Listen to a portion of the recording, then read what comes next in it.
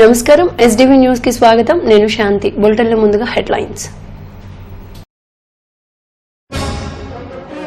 Global summit లో పెట్టుబడుల వరద 10.25 లక్షల కోట్ల విలువైన ఒప్పందాలు విజయవంతమైన international investors meet global summit లో అరకు కాఫీ రుచులను ఆస్వాదించిన మంత్రులు అరకు కాఫీకి అంతర్జాతీయ గుర్తింపు తీసుకొస్తామన్న మంత్రి యనమల అగ్నంపూడిలో 78 లక్షలతో నిర్మించిన నూతన రవాణా శాఖ కార్యాలయాన్ని ప్రారంభించిన మంత్రులు సిద్ధ గంట రాష్ట్రమంతా ఆన్లైన్ సేవలు అందిస్తామని వెల్లడి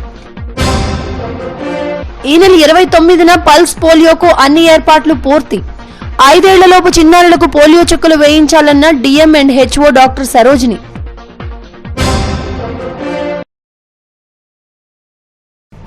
గ్లోబల్ ఇన్వెస్టర్ల సమిట్ లో పెట్టుబడుల వరద పారింది 10.25 వేల కోట్ల రూపాయల పెట్టుబడులు పెట్టేందుకు పారిశ్రామిక దిగ్గజాలు ముందుకొచ్చి 665 ఒప్పందాలు చేసుకున్నారు. పరిశ్రమలు ఏర్పాటైతే రాష్ట్రంలోని 22 లక్షల మంది యువతకు ఉపాధి లభిస్తోంది. ఇన్వెస్టర్ల సదస్సులు సక్సెస్ కావడంతో ప్రభుత్వం హర్షం వ్యక్తం చేస్తోంది. పెట్టుబడిదారుల సదస్సుపై ఓ రిపోర్ట్. విశాఖ సాగర్ తీరంలో రాష్ట్ర ప్రభుత్వం కేంద్ర పరిశ్రమల మంత్రిత్వ శాఖ సంయుక్తంగా ఏర్పాటు చేసిన గ్లోబల్ ఇన్వెస్టర్ల మీట్ విజయవంతమైంది. 2 రోజుల సదస్సులోని 10,25,000 కోట్ల రూపాయలు పెట్టుబడులు పెట్టేందుకు 665 ఒప్పందాలు కుదిరాయి. గత ఏడాది కంటే ఎక్కువ పెట్టుబడులు రావడంతో ప్రభుత్వం పెద్దలలో ఆనందం వ్యక్తమవుతోంది. గడిచిన ఏడాది సిఐఐ సదస్సులోని 4.67 లక్షల కోట్లకు 328 ఒప్పందాలయ్యాయి. సదస్సుకు 50 దేశాల నుంచే కాకుండా మన దేశం నుంచి 19 రాష్ట్రాలకు చెందిన పారిశ్రామికవేత్తలు హాజరయ్యారు. కేంద్ర మంత్రి నితిన్ గడ్కరీ 2వ రోజు సదస్సుకు హాజరయ్యారు. ఆంధ్రప్రదేశ్ ను కేంద్రం ప్రత్యేక దృష్టితో చూస్తోందని తెలిపారు. ముఖ్యమంత్రి చంద్రబాబు పరిశ్రమలు పోలవరం వివరాలు తెలిపే ఎగ్జిబిషన్ ను దగ్గరుండి చూపించారు. అమరావతికి భారీగా పెట్టుబడులొచ్చాయి. సిఆర్డీఏ పరిధిలోని 1,29,000 కోట్ల రూపాయలు ఇన్వెస్ట్ చేయడానికి 62 ఒప్పందాలు కుదిరాయని రాష్ట్ర పురపాలక శాఖ మంత్రి నారాయణ తెలిపారు. పరిశ్రమలతో రాష్ట్రం ప్రగతి పదంలో పయనించనుందని వెల్లడించారు.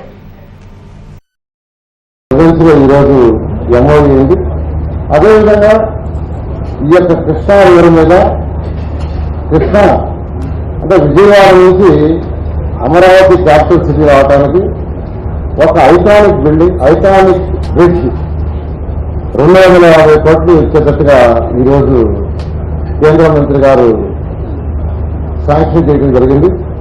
అదేవిధంగా Vijayawada bypass road, Guntur Narasaraopet road, Vijayawada Machilipatnam ఈ రోడ్స్కి సంబంధించి ఇవన్నీ కూడా అమరావతి సిఆర్డీ కింద పోతాయి.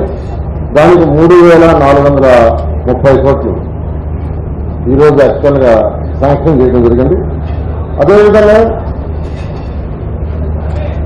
ఈరోజు సిఆర్డీఏలో 62 కంపెనీలు, డిఫరెంట్ కంపెనీస్ మొత్తం 1,24,532 కోట్లకి ఎంఓయూ చేసుకుంటున్నారు.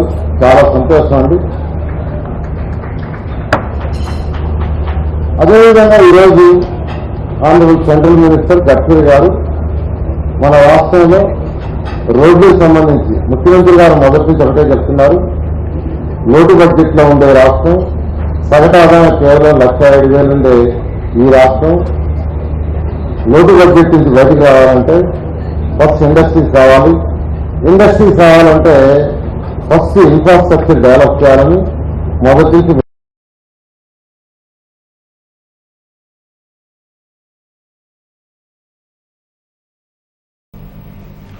ప్రత్యేక హోదాతో వచ్చే ప్రయోజనాల కంటే పెద్ద ఎత్తున కంపెనీలు రాష్ట్రానికి రానున్నాయని ఆర్థిక శాఖ మంత్రి యనమల రామకృష్ణుడు తెలిపారు.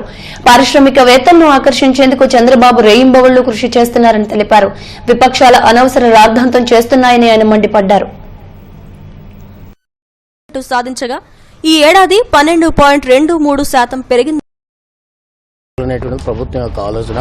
అంచేత ఎవరైతే ఎంఓయూస్ ఎంటర్ అయ్యారో వాళ్ళందరూ కూడా కంపల్సరీగా ఇన్వెస్ట్మెంట్ చేసేటట్టుగా అవసరమైతే ఒక అఫీషియల్ కమిటీయో లేకపోతే ఒక క్యాబినెట్ సబ్ కమిటీ వేసుకుని అవి పర్సూ చేసి మన రాష్ట్రాన్ని అన్ని రంగాల్లో అభివృద్ధి చేసుకున్నట్లయితే ప్రతిపక్షాలు చెప్పినట్టుగా ఇదేదో ఊరికే కాలక్షేపం చేయటానికి కాదు, మన రాష్ట్రాన్ని మనకు ఉండేటువంటి రెవెన్యూస్ అన్ని కూడా ఉపయోగించుకుని, మనకు ఉండేటువంటి ఏదైతే ఉన్నాయో న్యాచురల్ రిసోర్సెస్ని ఉపయోగించుకుని మన పోర్టులు డెవలప్మెంట్ చేసుకోగలిగినట్లయితే మనకు బ్రహ్మాండమైనటువంటి ఇన్వెస్ట్మెంట్. ఈనాడు ఇంతమంది లాస్ట్ ఇయర్ కంటే ఇప్పుడు ఇంచుమించు 100% ఎక్కువ వస్తున్నారు. లాస్ట్ ఇయర్ 4.68 వస్తే lakh crores వస్తే ఈ సంవత్సరం దాదాపు 10 లక్షలు దాటేటువంటి ప్రపోజల్స్ వస్తున్నాయి, కోట్లు దాటేటువంటి. అంచేత డబుల్ అవుతున్నారు కాబట్టి, డబులే కాదు మోర్ దాన్ డబుల్ అవుతుంది. అంచేత అవుతున్నప్పుడు దాన్ని పర్సూ చేసుకుని తెచ్చుకోగలిగితే మనకి ఇన్వెస్ట్మెంట్ అంతా కూడా గ్రౌండ్ అయినట్లయితే మన రాష్ట్రం అన్ని రాష్ట్రాల కంటే నంబర్ 1 స్థానంలో ఉండాలనేటువంటిది మా విజన్ కూడా. ఆ విధంగా ఉండటానికి అవకాశం ఉంటుంది. అంచేత ఏదో ప్రతిపక్షాలు చెప్పినట్టుగా ఇదేదో తంతు అనేటువంటి కార్యక్రమం బహుశా వాళ్ళు ఇటువంటి తంతులు చేస్తారేమో కానీ రాష్ట్ర ప్రభుత్వం కాదు, మన రాష్ట్రం యొక్క అభివృద్ధికి కట్టుబడి ఉంది కాబట్టి ఇంత సిన్సియర్గా అటెంప్ట్ చేస్తూ ఉన్నాం. అంచేత మనకు ఉండేటువంటి అవెన్యూస్ అన్ని ఎక్స్ప్లోర్ చేస్తున్నాం. అవన్నీ కూడా ఎక్స్ప్లోర్ చేసుకున్నట్టయితే మనకి కావాల్సినటువంటి ఇన్వెస్ట్మెంట్స్ అన్ని కూడా గ్రౌండ్ అవ్వడానికి అవకాశం ఉంది. ఆ గ్రౌండ్ అయినప్పుడు మనకి ఇది మనకు కావాల్సినటువంటి చేస్తుంది. అంతే special category status.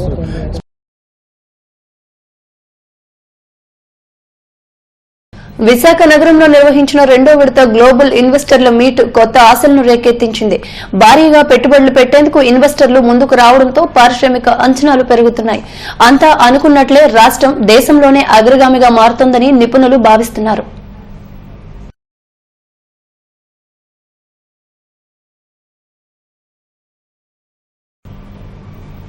Araku coffee గుమగుమలు అంతర్జాతీయ ఇన్వెస్టర్ల బ్యాగ్లో చేరాయి. కమ్మని కాఫీ రుచులను ఆస్వాదించిన పారిశ్రామికవేత్తలకు కాఫీ ప్యాకెట్లను ప్యాక్ చేసి బ్యాగ్లో పెట్టారు. రాష్ట్ర మంత్రులు సిప్ మీద సిప్ చేస్తూ కాఫీని గటగటా లాగించేశారు. గడిచిన సిఐఐ సదస్సులోనే అరకు కాఫీకి అంతర్జాతీయ గుర్తింపు తెచ్చేందుకు చేసిన ప్రయత్నం సఫలీకృతమైంది. వచ్చిన అతిథులంతా గొంతులో కాఫీ పోయకుండా తిరిగి వెళ్లలేదు. అరకు కాఫీ కమ్మదనం తాగితే తెలుస్తుందని ఆర్థిక మంత్రి యనమల రామకృష్ణుడు చలోక్తి విసిరారు. అరకు కాఫీకి అంతర్జాతీయ మార్కెట్ కల్పించడమే తమ లక్ష్యమని మంత్రి తెలిపారు.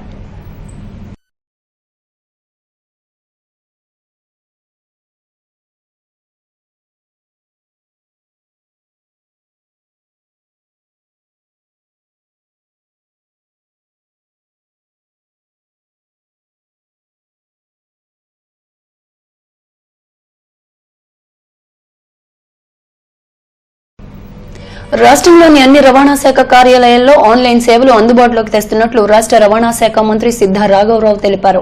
అగనంపూడి టోల్గేట్ సమీపంలోని నూతనంగా నిర్మించిన ప్రాంతీయ రవాణా శాఖ కార్యాలయాన్ని మంత్రి గంటాతో కలిసి ఆయన ప్రారంభించారు. 5 ఎకరాల విస్తరణలో 78 లక్షల నిధులతో భవనాన్ని నిర్మించామని మంత్రి సిద్ధా తెలిపారు. తమ శాఖ అభివృద్ధిలో ముందుందని చెప్పారు. అగనంపూడి టోల్గేట్ సమస్యను కేంద్ర మంత్రి నితిన్ గడ్కరీ దృష్టికి తీసుకెళ్లామని మంత్రి గంటా తెలిపారు. ఈ కార్యక్రమంలో ZP chairperson Lalam Bhavani, MP Muttamsetti Srinivas, ఎమ్మెల్యేలు పల్లా శ్రీనివాస్, పీలా గోవింద్, డీజీసీటీ వెంకటేశ్వర్లు తదితరులు పాల్గొన్నారు.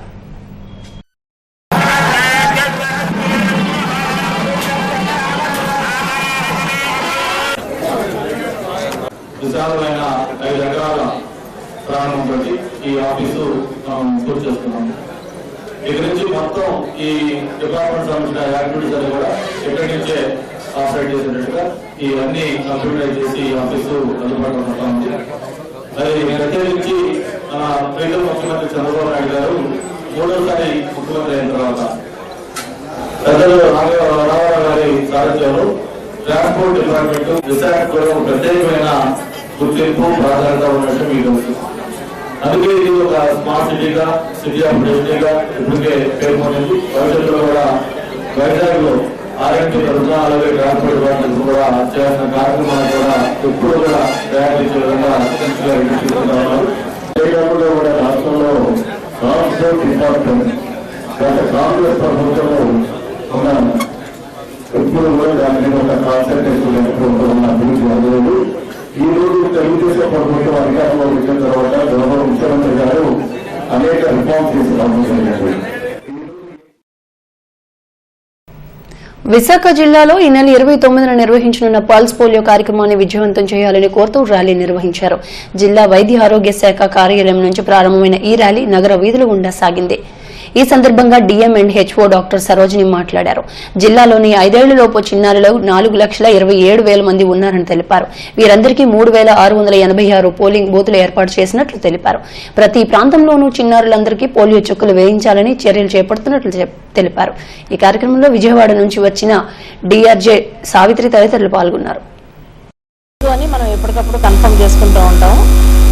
ఏఎఫ్పీ సర్వేలెన్స్ అనేది యాక్టివ్గా మన దగ్గర జరుగుతుంది. దానివల్ల మనకు కేసెస్ లేవని మనం డెఫినెట్గా చెప్పగలుగుతున్నాము. కానీ కేసులు రాకుండా ఉండడానికి ప్రభుత్వ పరంగా తీసుకుంటున్న చర్యల్లో భాగంగా ఈ 2 రౌండ్స్ ఆఫ్ పల్స్ పోలియో మనం పక్కాగా అన్ని ఏర్పాట్లతో ఒక క్వాలిటీ పల్స్ పోలియో అనేది చేయడానికి సిద్ధంగా ఉన్నాము. ఇది ఒక్కటే కాకుండా మన రొటీన్ ఇమ్యునైజేషన్ అనేది ప్రతి బుధవారం శనివారం త్రూఅవుట్ డిస్ట్రిక్ట్ జరుగుతుంది. అలాగే ఇప్పుడు వచ్చిన మనకి సిటీలో అయితే మాత్రం ఇప్పుడు ముఖ్యమంత్రి ఆరోగ్య కేంద్రాల్లో వచ్చాయి. అక్కడైతే మాత్రం ప్రతిరోజు కూడా వ్యాక్సినేషన్ జరుగుతుంది. ఏ రోజు వెళ్ళినా కూడా వాళ్ళు వ్యాక్సిన్ ఇస్తారు. బట్ మన పిహెచ్సి పరిధిలో మాత్రం బుధవారం శనివారము ఒక షెడ్యూల్ ప్రకారము, ఎందుకంటే వాళ్ళు అక్కడికి వెళ్ళాలి కాబట్టి షెడ్యూల్ ప్రకారం ఆ రోజుల్లోనే వెళ్ళి ఎవరు మిస్ అవ్వకుండా రొటీన్ ఇమ్యునైజేషన్ అనేది జరుగుతుంది. ఈ పల్స్ పోలియో కార్యక్రమం ఏంటంటే 3 రోజులు రూరల్ అండ్ ట్రైబల్ ఏరియాలో. హీరాఖండ్ రైలు ప్రమాదం మృతుల ఆత్మకు శాంతి చేకూరాలని కోరుతూ 53వ వార్డు వడ్లపూడిలో వైకాపా నాయకులు కొవ్వొత్తులు ర్యాలీని నిర్వహించారు. స్థానిక నాయకుడు మొదలవలస కృష్ణారావు ఆధ్వర్యంలో ఈ కార్యక్రమాన్ని నిర్వహించారు. మృతుల కుటుంబాలకు ప్రభుత్వాలు ఆదుకోవాలని కోరారు. వారికి మనోధైర్యం భగవంతుడు ప్రసాదించాలని కాంక్షిస్తూ శాంతి ర్యాలీ నిర్వహించామని తెలిపారు.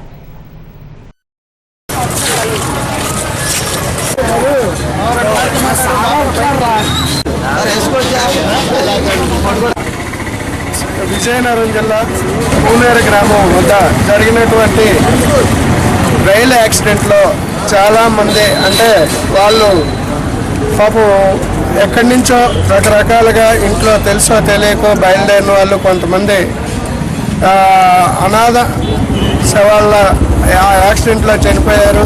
వాళ్ళ ఆత్మకి శాంతి చేకూరాలని ఈ మొదలవలస సత్యనారాయణ చారిటబుల్ ట్రస్ట్ తరఫున మేనేజింగ్ డైరెక్టర్ నేను మన జెమ్ స్కూల్ విద్యా సంస్థ తాలూకా స్టూడెంట్స్ ఆధ్వర్యంలో ఈ కార్యక్రమాన్ని ప్రారంభించాం. అంటే వాళ్ళ ఆత్మ అంటే పూణేరు రైల్వే వేపగుంట ప్రధాన రహదారిపై నూతనంగా నిర్మించిన పైడిమాంబ అమ్మవారి ఆలయ ప్రతిష్టాపన ఘనంగా జరిగింది. 3 రోజుల పాటు జరగనున్న వేడుకల్లో భాగంగా అమ్మవారి ఉత్సవ మూర్తులను మేళతాళాలతో వేద మంత్రాల నడుమ తిరువీధులను నిర్వహించారు. అనంతరం యాగశాల ప్రవేశం, ప్రత్యేక పూజలు నిర్వహించారు. పైడిమాంబ అమ్మవారు మహిమగల అమ్మవారిని ఆలయ ధర్మకర్త మామిడి రాజు అన్నారు. ఉత్సవంలో భాగంగా భక్తులు పాల్గొని విజయవంతం చేయాలని కోరారు.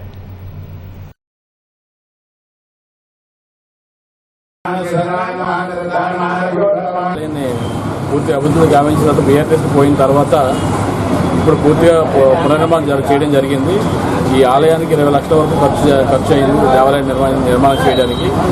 ఈరోజు 28 ఈ రోజున జలాదివాసం, 29న చండీయాగం, క్షీరాదివాసం, పంచసయ్యాదివాసం జరుగుతుంది హోమాలు. ఈ రోజున 30న విగ్రహప్రతిష్ఠ జరుగుతుంది. ఈ విగ్రహప్రతిష్ఠకి బండారు సత్య ఎమ్మెల్యే గారు, ఎంపీ అవంతి శ్రీనివాస్ గారు, స్వామి స్వరూపానంద సరస్వతి మహానంద సరస్వతి గారు, స్వామీజీ గారు, జిల్లా జడ్జి గారు, అడిషనల్ జిల్లా జడ్జి సత్యారావు గారు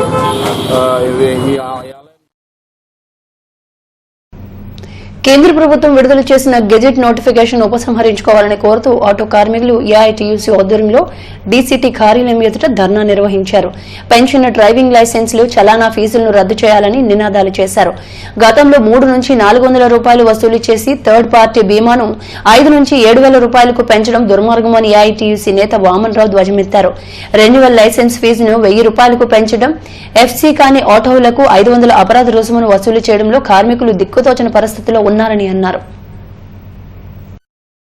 29/12/2016 నుంచి గెజెట్ నోటిఫికేషన్ విడుదల చేసి ఈ నోటిఫికేషన్ ద్వారా ఎఫ్సీ చేసుకున్న ఆటోకి రోజుకి 50 రూపాయల చొప్పున పెనాల్టీ వేయాలని, రెన్యూవల్ కాని లైసెన్స్ కి 1000 రూపాయలు జరిమానా వేయాలని, ఈ రకమైనటువంటి రేట్లు పెంచి విడుదల చేసిన నోటిఫికేషన్ ఏదైతే ఉందో దాన్ని వెంటనే రద్దు చేయాలని చెప్పి ఈ రోజు ఏఐటియుసి ఆధ్వర్యంలో విశాఖపట్నం రవాణా శాఖ కార్యాలయం ముందు ధర్నా జరుగుతూ ఉంది.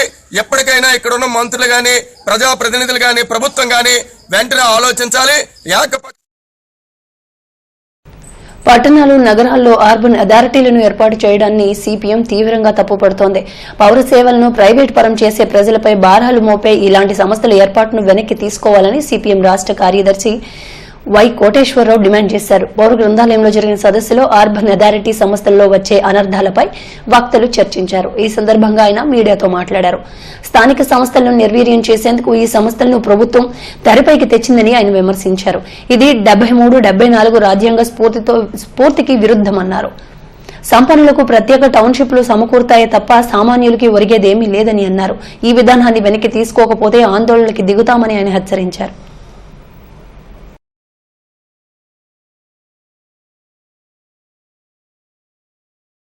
కార్యక్రమాన్ని ఈ రోజున రాష్ట్ర వ్యాప్తంగా అమలు చేసే దాంట్లో భాగంగానే చేస్తా ఉన్నారు. వీళ్ళు ఇందులో ప్రస్తావించిన జీవోలో గృహవసతికి సంబంధించి కానీ లేదు గృహాలను నిర్మించేదానికి సంబంధించి కానీ ఎటువంటి ప్రస్తావన లేదు. రిక్రియేషన్లు లేకపోతే ఇతరత్ర సౌకర్యాల గురించి ఉన్నాయి తప్ప ఈ పట్టణాల్లో నివసించేటువంటి పేదలకు సంబంధించి అట్టడుగు వర్గాలకు సంబంధించినటువంటి గృహవసతి గృహ కల్పనకు సంబంధించి మాత్రం ఎటువంటి ప్రస్తావన లేదు. మరి నగరాలు పట్టణాలు పెద్ద ఎత్తున అభివృద్ధి చెందినటువంటి దశలో సరైన సౌకర్యాలు కల్పించబడాలన్నా కానీ అక్కడ వివిధ పనులు చేసేటువంటి పేదలు వాళ్ళు నివసించేటువంటి అవకాశం ఉండాలి. కానీ అటువంటి వాళ్ళకి మాత్రం గృహవసతికి ఏమాత్రం లేదు. అంటే ఈ భూములు సేకరించి పెద్దవాళ్ళకి సంపన్నులకి పెట్టుబడిదారులకి ఆయాచితంగా చాలా చౌకదారులకే ఈ భూముల్ని కట్టబెట్టేటువంటి కార్యక్రమం ఈ అథారిటీల ద్వారా జరుగుతుంది. ఒకటి. రెండో అంశం, ఈ రోజున స్థానిక సంస్థలు ఉన్నాయి. కార్పొరేట్ రాష్ట్రంలో వినియోగిస్తున్న టెక్నాలజీపై విదేశీ ఇన్వెస్టర్లు ప్రశంసల జల్లు కురిపించారని రాష్ట్ర ఐటీ శాఖ మంత్రి పల్లె రఘునాథ్ రెడ్డి తెలిపారు. సదస్సులో ఐటీ రంగానికి సంబంధించి 68 కంపెనీల నుంచి 5,000 కోట్లు పెట్టుబడులు వచ్చేందుకు ఒప్పందాలు కుదిరాయని అన్నారు. ప్రవాస భారతీయులు 259 కోట్లు పెట్టుబడులు పెట్టేందుకు ముందుకొచ్చారని తెలిపారు. ఫారిన్ టూరిజం డెవలప్మెంట్ కార్పొరేషన్ ద్వారా 96 కంపెనీల ఏర్పాటుకు ఒప్పందం కుదిరిందని అన్నారు. ఐటీ రంగానికి పెద్ద మొత్తంలో పెట్టుబడులు రావడం శుభపరిణామన్నారు. 1000 jobs. August MRO company 500 crores 1000 jobs. అదేవిధంగా నెట్ ఎన్రిచ్ ఐటీ వచ్చి net enrich IT 100 crores 1000 jobs ఇస్తున్నారు. అదేవిధంగా ఎస్ఎంఈ ఫారం వచ్చి 30 కోట్లు 1500 జాబ్స్ ఇస్తున్నారు. SME firm 30 crores 1500 employment. JSP technologies వచ్చి 9.8 crores 250 ఎంప్లాయ్మెంట్. జేఎస్పీ టెక్నాలజీస్ రాజధాని ప్రాంతంలో భారీగా పెట్టుబడులు పెట్టేందుకు ఇన్వెస్టర్లు ఆసక్తి కనబరిచారని రాష్ట్ర పురపాలక శాఖ మంత్రి నారాయణ తెలిపారు. 1,24,532 కోట్లతో అమరావతి ప్రాంతంలో పెట్టుబడులు పెట్టేందుకు 62 కంపెనీలు ముందుకొచ్చాయని అన్నారు. అమరావతి చుట్టూ 2 రింగ్ రోడ్ల నిర్మాణానికి ఒప్పందం కుదిరిందని చెప్పారు. 186 కిలోమీటర్ల ఔటర్ రింగ్ రోడ్డు నిర్మాణానికి కేంద్ర ప్రభుత్వంతో ఒప్పందం కుదిరిందని తెలిపారు. బైపాస్ రోడ్లు వంతెనల నిర్మాణానికి 3,435 కోట్లతో అంగీకారం కుదిరిందని ఆయన తెలిపారు. మంత్రి గారు శాంక్షన్ చేయడం జరిగింది. అదేవిధంగా Vijayawada bypass road, Guntur Narasaraopet road, Vijayawada Machilipatnam ఈ రోడ్స్కి సంబంధించి ఇవన్నీ కూడా అమరావతి సిఆర్డీ గుండా పోతాయి. దానికి 3,430 కోట్లు ఈరోజు యాక్చువల్గా శాంక్షన్ చేయడం జరిగింది. అదేవిధంగా తమ సమస్యల పరిష్కారం కోసం ఐక్యంగా పోరాడాలని బ్యాంక్ అప్రైజర్స్ సంఘం నాయకులు పిలుపునిచ్చారు. వన్ టౌన్లోని విశ్వబ్రాహ్మణ కమ్యూనిటీ హాల్లో జరిగిన సమావేశంలో కన్వీనర్ శ్రీనివాసరావు, గోపి తదితరులు మాట్లాడారు. బ్యాంక్ అప్రైజర్స్ కు ఉపాధి కల్పించాలని కోరారు. నూతన సంఘాన్ని రిజిస్టర్ చేయించడంతో పాటు భవిష్యత్ కార్యక్రమాలు రూపొందించుకోవాలని నిర్ణయించారు. సంఘం సభ్యుల సంక్షేమానికి ఐక్యంగా పోరాడాలని పిలుపునిచ్చారు. ఈ కార్యక్రమంలో నాని, ప్రభాకర్ తదితరులు పాల్గొన్నారు. యూనియన్ ద్వారా మా సమస్యలు తీర్చుకోవడానికి ఇక్కడ మేమందరం మీటింగ్ పెట్టుకోవడం జరిగిందండి. ఈరోజు టౌన్ హాల్లో, విశాఖపట్నం టౌన్ హాల్లో. తర్వాత ఈ వేదికలో మా తాలూకు సమస్యలు ఏంటి, మీరు చేయవలసిన కార్యక్రమాలు ఏంటి అనే విషయాలను కూలంకషంగా మాట్లాడుతున్నారు. పేద విద్యార్థులను ఆదుకుంటూ అనేక విధాలుగా సేవా కార్యక్రమాలు నిర్వహిస్తున్న ఎస్ఎస్వి స్కూల్ యాజమాన్యాన్ని లయన్స్ క్లబ్ గవర్నర్లు అభినందించారు. శనివారం స్కూల్ ఆవరణలో జరిగిన లయన్స్ క్లబ్ గవర్నర్లు హాజరయ్యారు. సన్ఫ్లవర్ క్లబ్ అధ్యక్షురాలు కెవి లక్ష్మి, కార్యదర్శి బి సుజాతలు విద్యార్థులకు పుస్తకాలు పంపిణీ చేశారు. ఉన్నత ప్రమాణాలతో విద్యను అందించడమే కాకుండా పేద విద్యార్థులకు ప్రోత్సాహం ఇచ్చే కార్యక్రమాలు నిర్వహించడం అభినందనీయమని అన్నారు. పిల్లల కార్యక్రమం చేయడానికి మాత్రమే ఇది ఈ లయన్స్ క్లబ్ తరఫున. లయన్స్ క్లబ్ కూడా సర్వీస్ మోటోలోనే ఉంటుంది. అలాగే సర్వీస్ ఇంకా ఇంకా చేయాలని మేము ఆసక్తిగా కూడాను చేయాలని డిసైడ్ అయ్యాము. సో దీనికి మాకు లయన్స్ క్లబ్ అందరూ మెంబర్స్ కూడా సహకరించినందుకు వాళ్ళకి ప్రత్యేకమైనటువంటి ధన్యవాదాలు. ఫ్లవర్ క్లబ్, సన్ఫ్లవర్ క్లబ్ ద్వారా మేము ఈ కార్యక్రమం ఈ సంవత్సరం అంతా సెంటినరీ సందర్భంగా చాలా కార్యక్రమాలు చేపట్టడం జరిగింది. బులెటిన్ ముగించే ముందు హెడ్లైన్స్ మరోసారి. గ్లోబల్ సమిట్ లో పెట్టుబడుల వరద, 10.25 లక్షల కోట్ల విలువైన ఒప్పందాలు, విజయవంతమైన international investors meet. Global summit లో అరకు కాఫీ రుచులను ఆస్వాదించిన మంత్రులు. అరకు కాఫీకి అంతర్జాతీయ గుర్తింపు తీసుకొస్తామన్న మంత్రి యనమల. అగనంపూడిలో 78 లక్షలతో నిర్మించిన నూతన రవాణా శాఖ కార్యాలయాన్ని ప్రారంభించిన మంత్రులు సిద్ధ, గంట. రాష్ట్రమంతా ఆన్లైన్ సేవలు అందిస్తామని వెల్లడి. ఈ నెల 29న పల్స్ పోలియోకు అన్ని ఏర్పాట్లు పూర్తి. 5 ఏళ్లలోపు చిన్నారులకు పోలియో చుక్కలు వేయించాలన్న DM and HO doctor Sarojini.